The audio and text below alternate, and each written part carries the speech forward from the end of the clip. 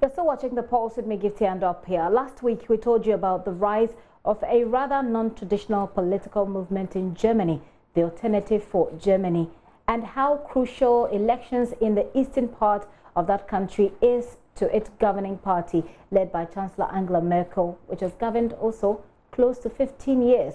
Well, here in Ghana, the debate for a third political force is swelling, although not very likely anytime soon. In Germany, the far-right Nationalist Party is rising steadily.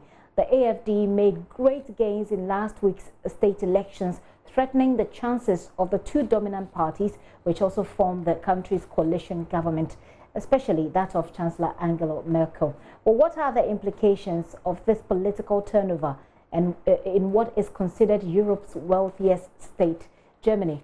Austin Davis is correspondent with our partners DW. He's standing by with more in Berlin. Austin, thanks for joining us this afternoon. But run us through a brief on the election outcomes and why Sunday's election was considered crucial in German politics.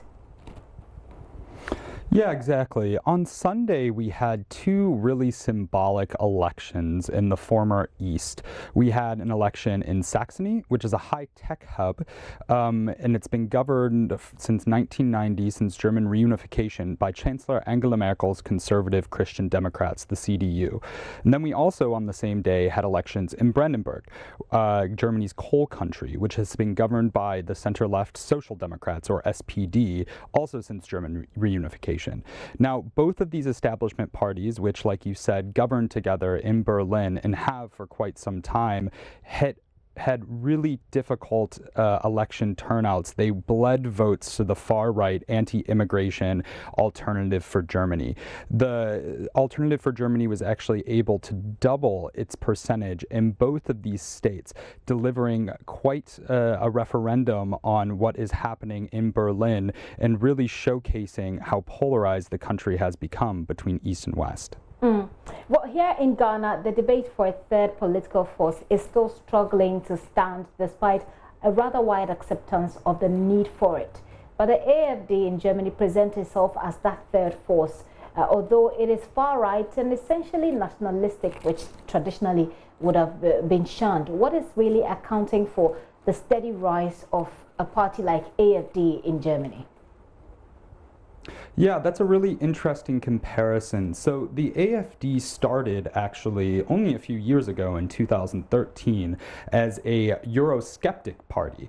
But in 2015, when Chancellor Angela Merkel opted to keep her nation's borders open to over 1 million refugees and asylum seekers coming to Germany, the AfD pivoted far to the right and took on a very anti-immigrant messaging.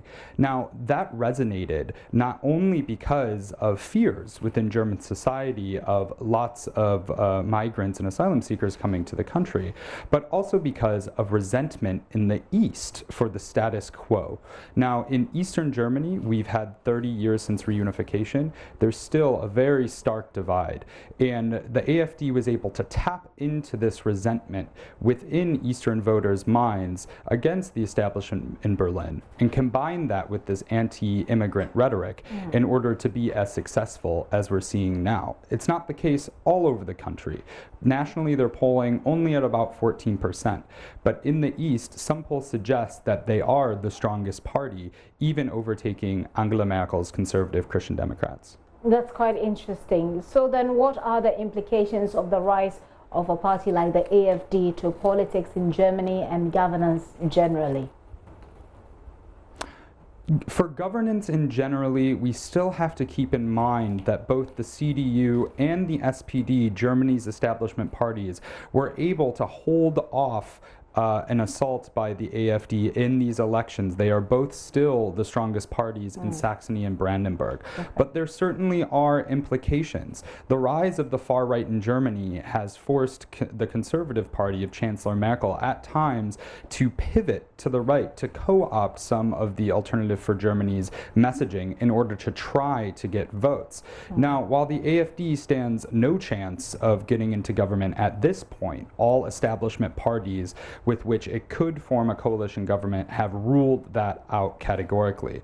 While that likely won't happen, there still is the chance that those policy views could be folded into a conservative platform in order to try to get more voters, and that's definitely a concern. Well, it's interesting that people think that they don't stand a chance of being in government, but how are Germans receiving the rise of the AfD as a rather strong political third force, if you like? Yeah, to be honest, it depends on who you ask. There is in the body politic a lot of resistance to the rise of this far-right party. Germans are very proud of the strides that they've made since the Second World War and are very resistant to any party that parallels or mirrors some of the tactics that were used in that very tumultuous period.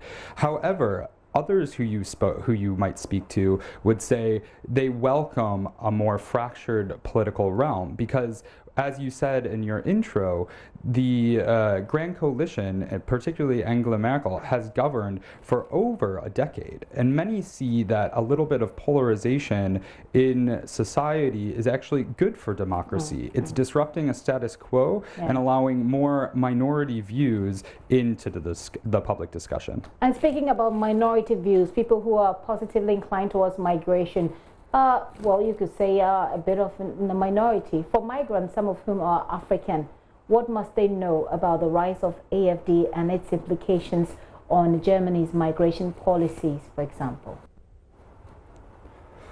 I would say that the AfD, as I said before, has no chance of coming into government at this current juncture. As I said, all major parties have categorically ruled out forming any sort of government with the AfD.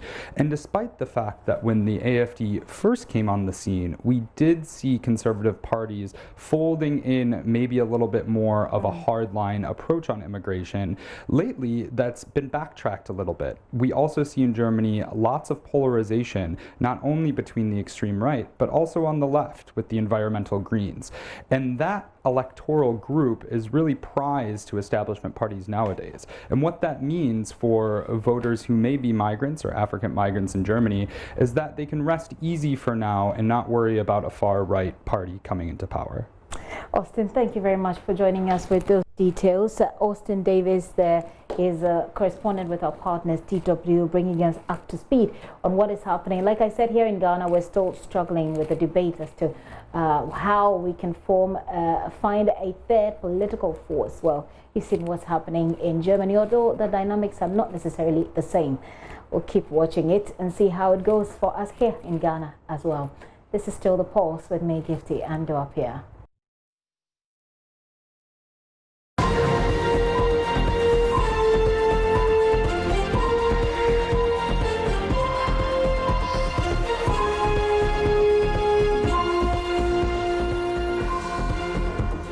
And we call it a wrap here. Why don't you log on to myjoyonline.com for more news and information. Carefully selected stories for you out there. If you scroll all the way down on that page, you get to meet our YouTube link. Click on it and get right to the videos. All of the programs here on the JoyNews channel you can find there. My name is Gifty and up here. It's been a pleasure coming your way. Do stay for Let's Talk Showbiz, which is how you wrap up. But remember, if you see something, say something.